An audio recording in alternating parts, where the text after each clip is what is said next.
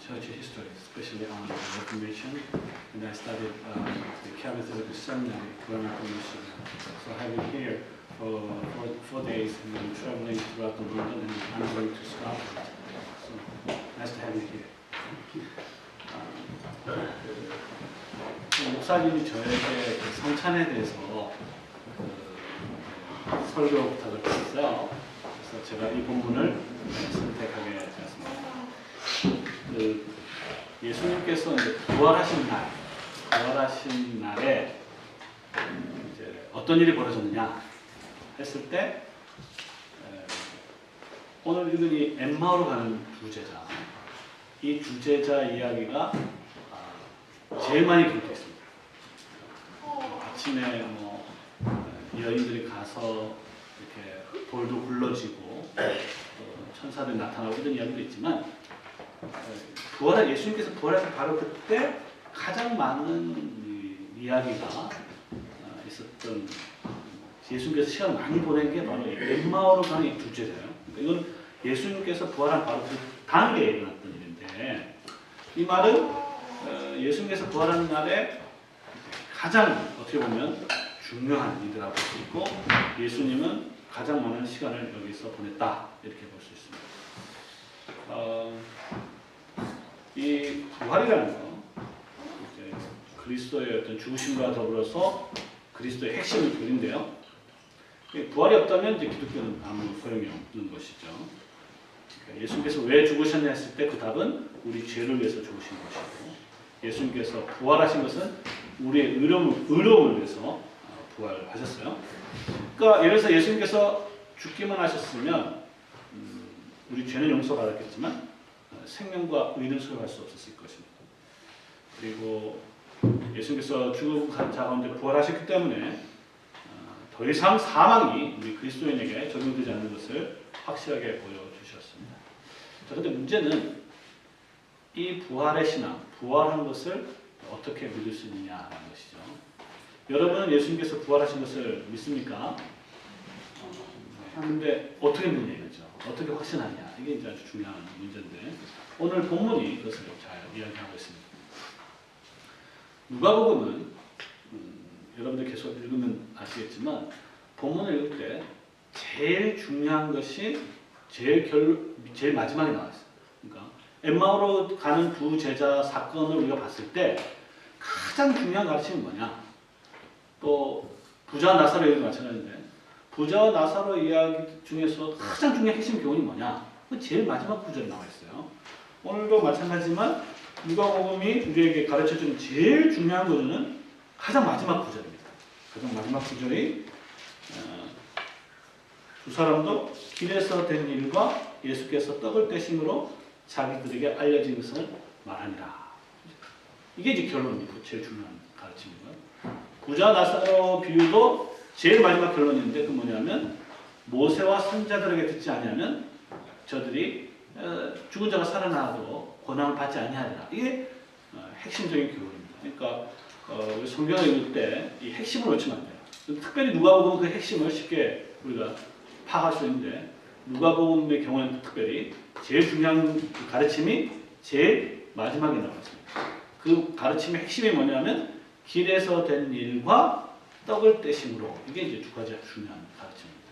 이걸 놓치면 우리가 엠마오로 가는 이 이야기에서 아무런 교훈을 제대로 받을 수가 없어요. 그래서 오늘 이것을 우리가 살펴보고자 하는데 부활 당일날 예수님께서 여러 번 나타나시는데요. 부활을 믿는 게 제자들에게 있어서 결코 쉬운 일이 아니었습니다. 사실은 예수님께서 이제 돌아가시기 전에도 내가 부활할 것이다 여러 가지 이제 이야기를 했지만 제자들은 그것을 이해도 못했고 실제로 그것이 일어날 것이라고 생각하지도 못했습니다.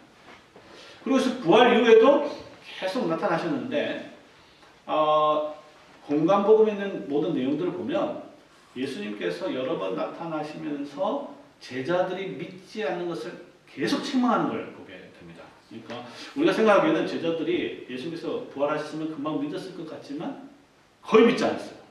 그러니까 복음서의 모든 증거들이 예수님께서 나타나셨으나 믿지 않았다. 나타나셨으나 믿지 않았다. 그렇게 강조하고 있습니다. 예를 들어서 부활 아침에 여자들 무덤에 갔잖아요. 그래서 예수님을 만났고 심히 놀라 무덤에서 도망하고 무서워하여 아무 말도 하지 못했다. 이렇게 마가복음 16장 8절에 되어 있고요.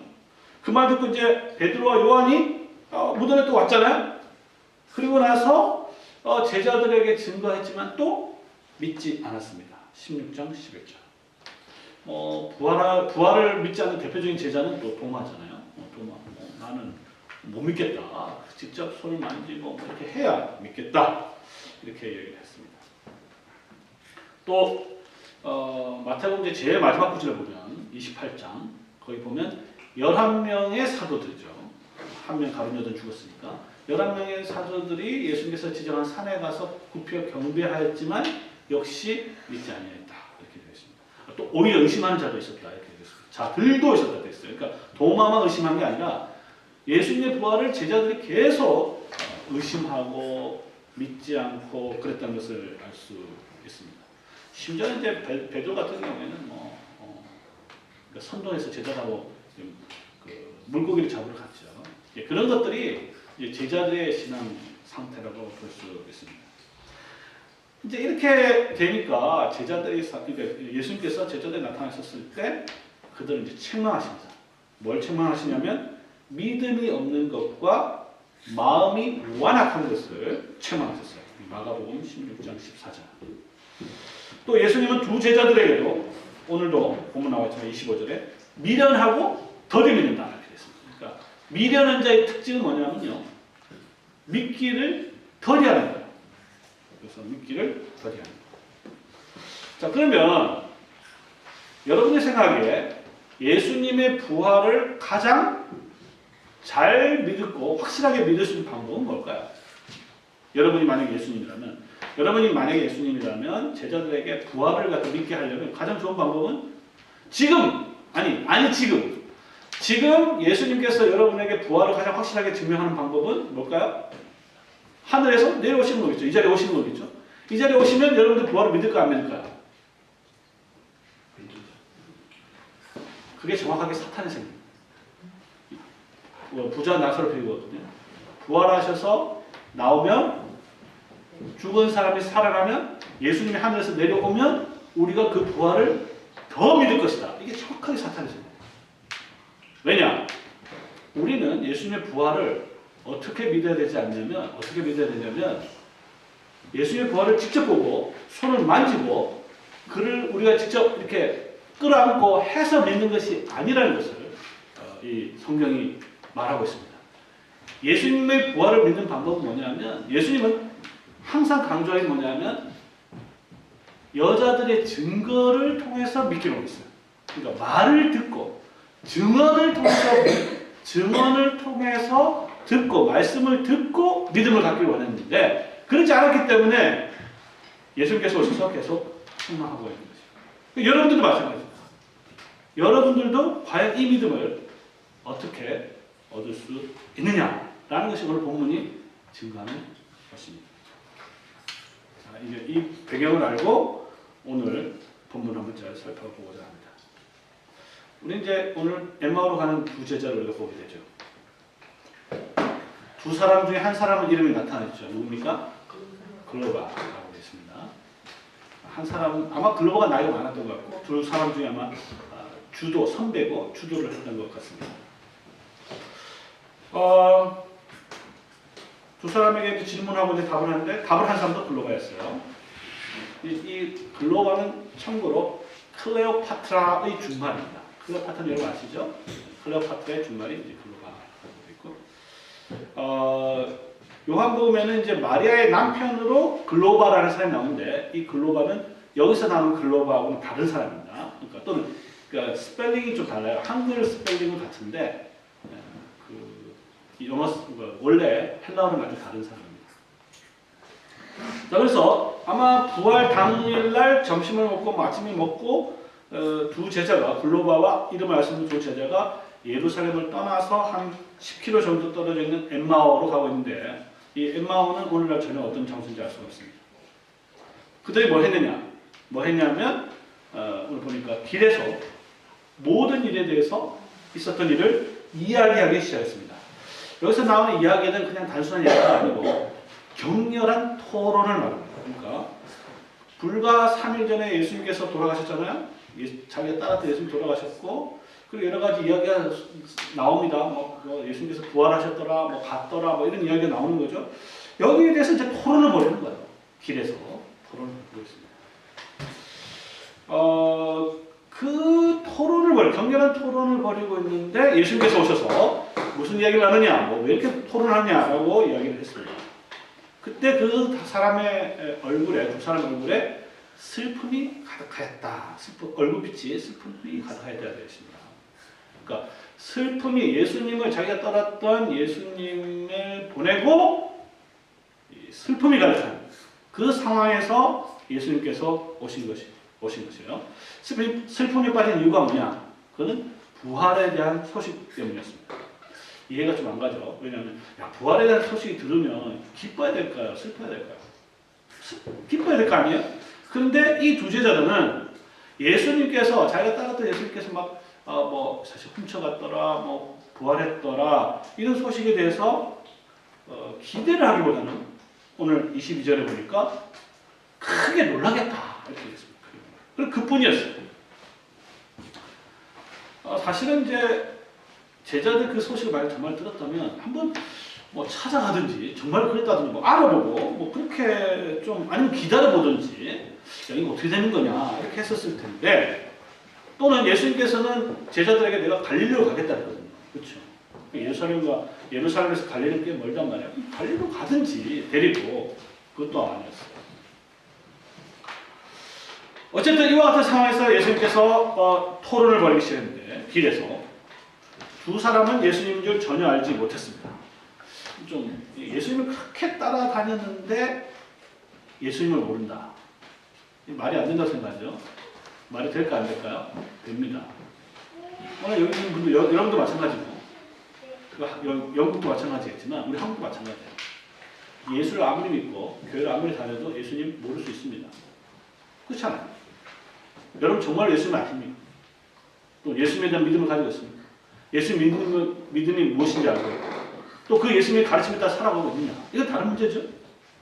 제자들이 예수님과 실제로 따라다니면서도 불구하고 예수님이 살아난 걸 봤는데 모르는 거예요.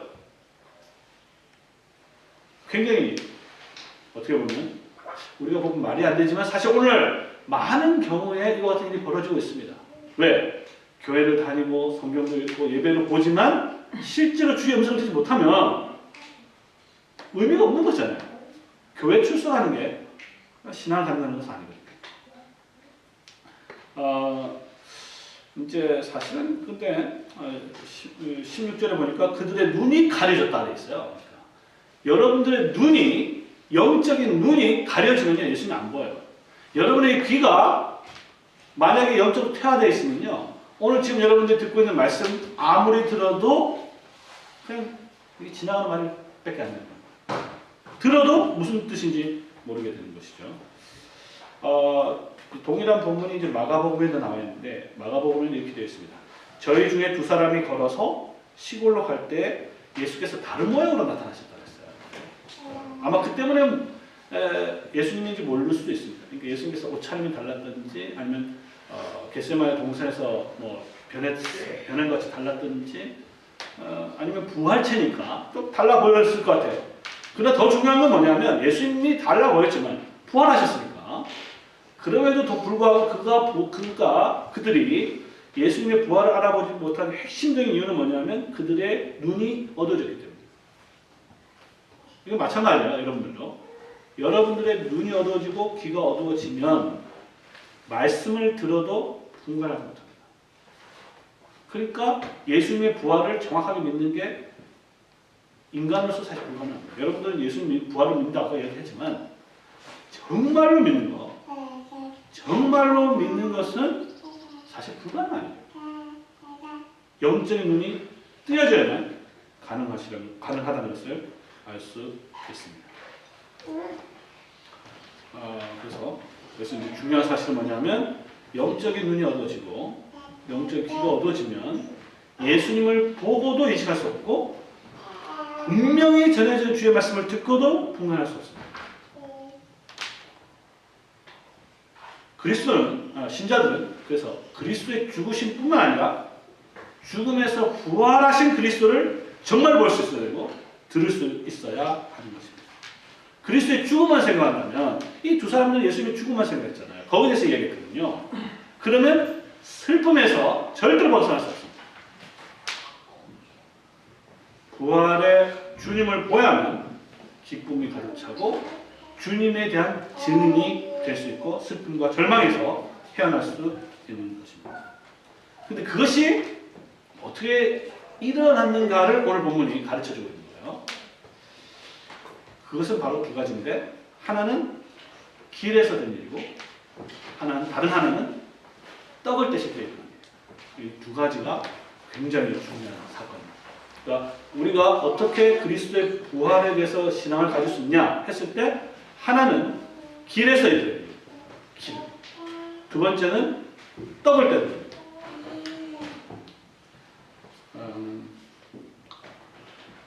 우리가 생각하기에는 아까도 얘기했지만 예수님께서 막 이 세상에 내려온다든지 아니면 실제로 부활해서 보여준다든지 그렇게 하면 예수님의 제자들이 그 부활을 잘 믿을 것 같잖아요. 근데 예수님은 부활했다가 딱 보여준 다음에 싹 사라져버렸어요. 여기서 나타났다가 또 없어졌어요. 그러니까 예수님께서 제자들에게 부활을 가장 확실하게 보여주는 방법은 그냥 옆에 있으면서 계속 있으면 부활을 믿을 거 아니에요. 어떻게 보면 우리가 생각하기에는. 그렇게 생각하지 않았습니다. 예수님께 우리의 생각과는 전혀 달리 예수님은 그와 같은 효과적인 방법을 사용하지 않았습니다. 오늘날에는 아예 사용하지 않는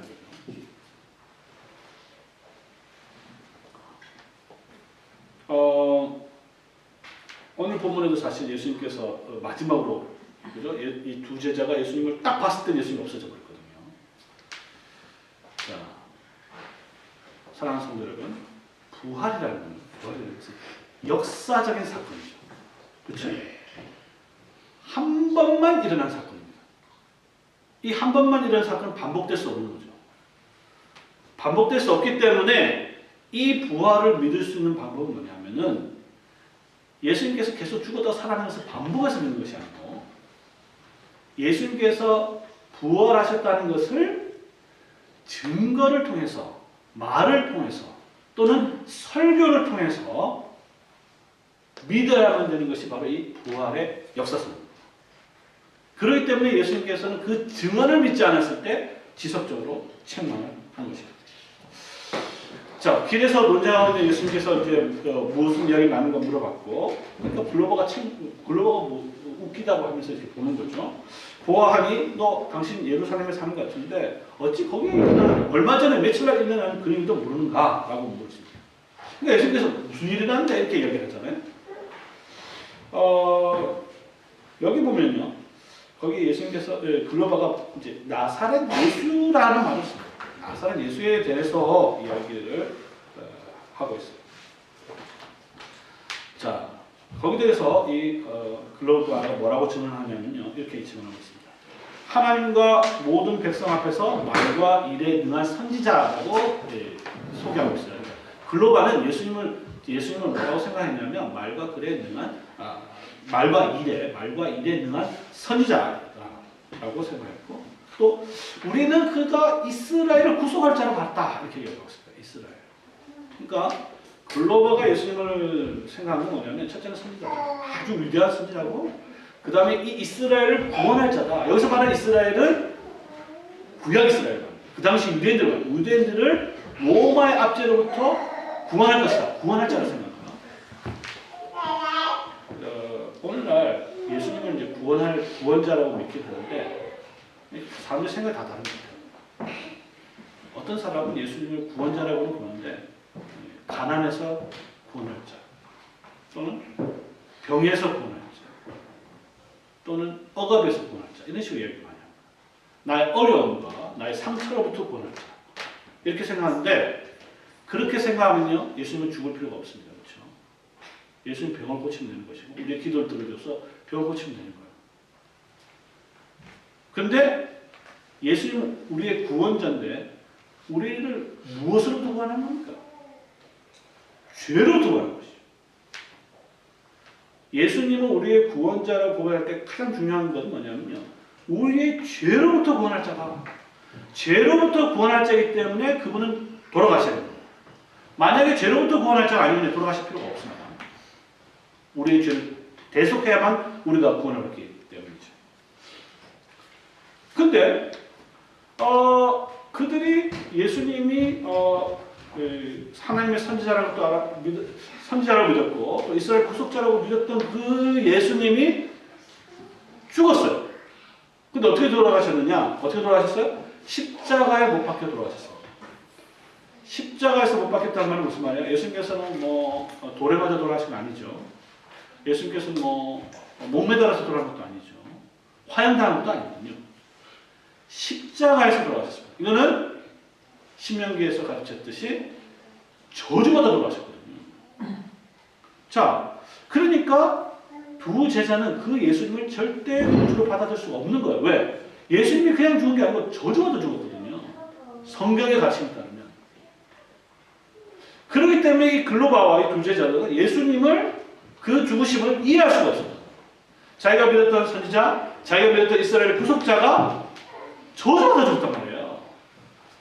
그러니까 이 예수님께서 제자에게 계속 믿음에 대해서 이제 책망하시는 것입니다. 이 바보야! 예수님이 너희가 받는 그 선지자는 바로 그렇게 죽어야 됩니다. 그래서 모세와 선지자들로 시작해서 모든 성경을 통해서 구약 성경이죠. 모든 성경을 통해서 예수님이 바로 그렇게 죽어야만 너희들을 죄로부터 구속한다는 것을 가르치기 시작했습니다. 그러니까 이제 이 두 제자들이 생각이 바뀌기 시작한 거죠. 그 두 제자는 예수님을 받아들이지 못한 가장 핵심적인 이유가 뭐냐면 그렇게 죽어서는 안 된다 생각해요. 저주받아 죽을 수 없다고 생각해요. 그런데 예수님이 가르치고 있다니까 정말 예수님은 우리의 죄를 구속할 자는 바로 저주받아 죽어야 되는구나 라는 것을 깨닫기 시작했어요. 누가복음은요, 예수님께서 이 길에서 가르쳤다는 것을 굉장히 강조하고 있습니다. 예수님께서 가르칠 때 그냥 회당에서 가르치고 이런 것이 아니라 제자들 특별히 가르칠 때는요, 길을 데리고 다니면서 가르치는 게 많아요. 그래서 누가복음에 계속 길에서 가르칠 때 길에서 만났다 이런 표현들이 계속 나타나고 있습니다. 예수님께서 부활하고 나서도 그 일을 지금 하고 있는 거예요. 예수님께서 왜 하필이면 길에서 하셨느냐? 길에서 성경을 풀어 가르치고 길에서 그 뜻의 의미를 가르쳐 주셨고 그것이 돌아가시기 전에도 그렇게 하셨고 돌아간 이후에도 부활 이후에도 그렇게 하시고 지금은 이제 하늘에서 그렇게 하시는 것이죠. 하늘에서 그 일을 하는데 누구를 통해서 하냐면 이제는 당신이 세웠던 말씀의 종을 통해서 오늘은 저를 통해서 여러분께 직접 말씀하고 있는 것입니다. 자, 예수님은 그들에게 대해서 성경을 풀어줬다라고 이야기했습니다. 그래서 풀어줬다는 말은 열어줬다. 성경의 의미가 갇혀 있었는데 풀어줬다라고 되어 있습니다. 그리고 그 말씀을 풀어줬을 때, 열어주었을 때, 그때 성령께서 역사하셔서 그들의 마음을 뜨겁게 하셨다라고 되어 있습니다. 자, 이제 길에서 계속 가르쳤는데 이게 이제 꽤 많은 시간이 걸렸겠죠. 구약 성경 전체를 통하여서 그것을 증명하기 때문입니다. 그러니까 설교 말씀을 들으니까 설교 시간이 어떻게 보면 끝났는데 더 듣고 싶어가지고 더 가르쳐달라 해가지고 근데 나이를 저물어 버렸어요. 그래서 막 억지로 강건해가지고 우리 같이 합방 합시다. 더 듣고 싶으면 더 가르쳐 주세요. 이렇게 오늘도 모르겠습니다. 제가 설교 끝나면 더 가르쳐 주십시오. 이렇게 하시는 분인데 때가 저물고 날이 길어졌어요. 10km 정도 걸었기 때문에 굉장히 이제 배가 고팠을 것입니다. 저도 요즘에 이제 런던에서 계속 걸어 다니니까 굉장히 시장하느라 배가 고픈데 굉장히 배가 고팠을 거예요. 자, 그래서 그들은 예수님과 함께 음식을 먹기 시작했습니다. 자, 그때 예수님은 여기 본문에 보니까 떡을 취하시고 축사하신 다음에 떼어서 나누어 주셨습니다. 자, 이게 이제 예수님께서 하신 아주 중요한 또 두 번째 일이에요. 자, 예수님께서 뭘 하냐면 이거는 영어로도 할 수 있으니까 할 수 있습니다. taking.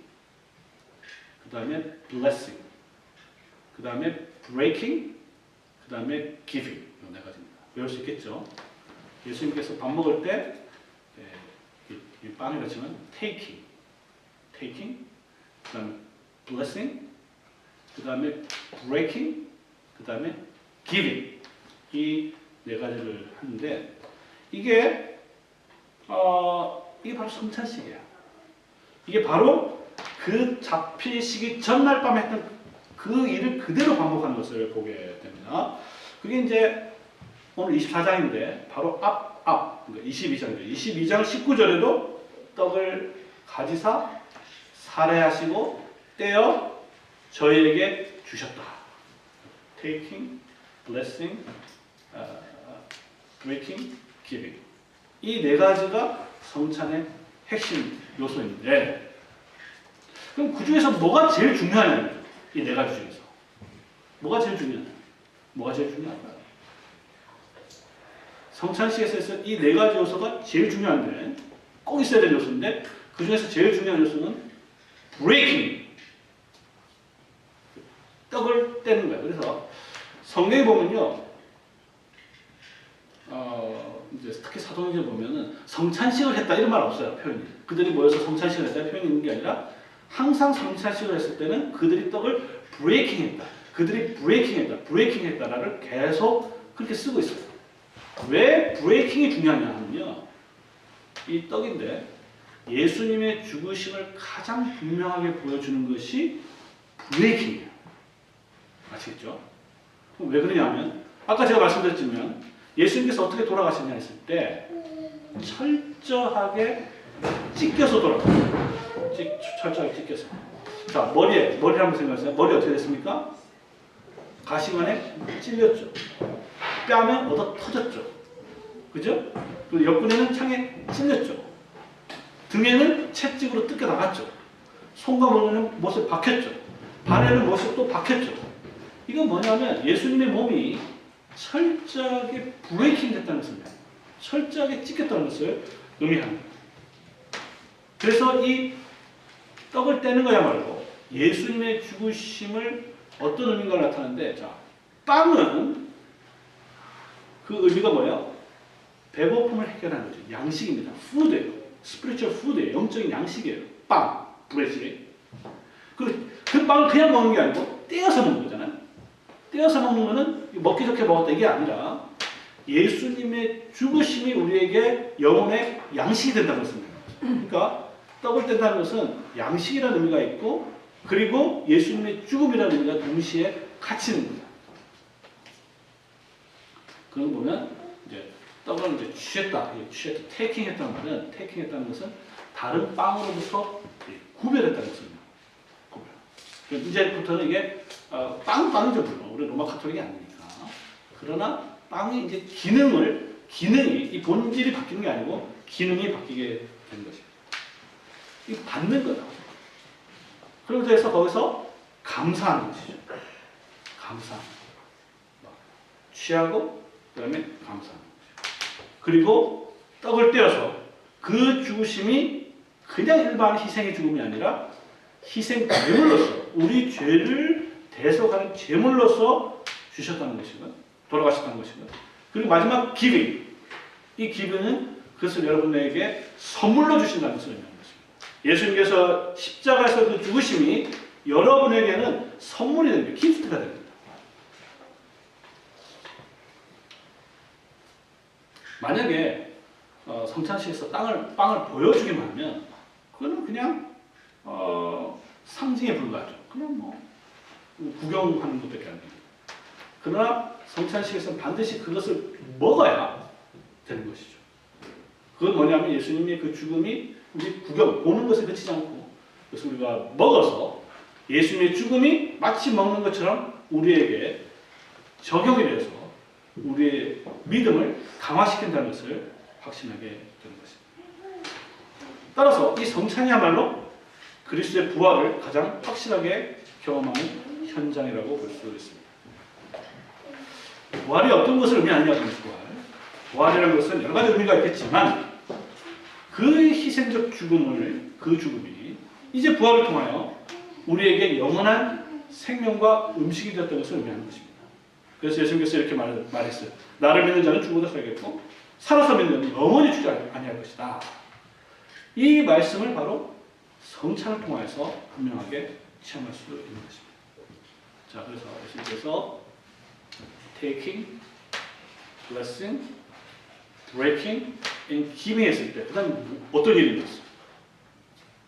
그때 눈이 열어졌어요. 그렇죠? 눈이 열어졌어요. 그리고 예수님을 보았습니다.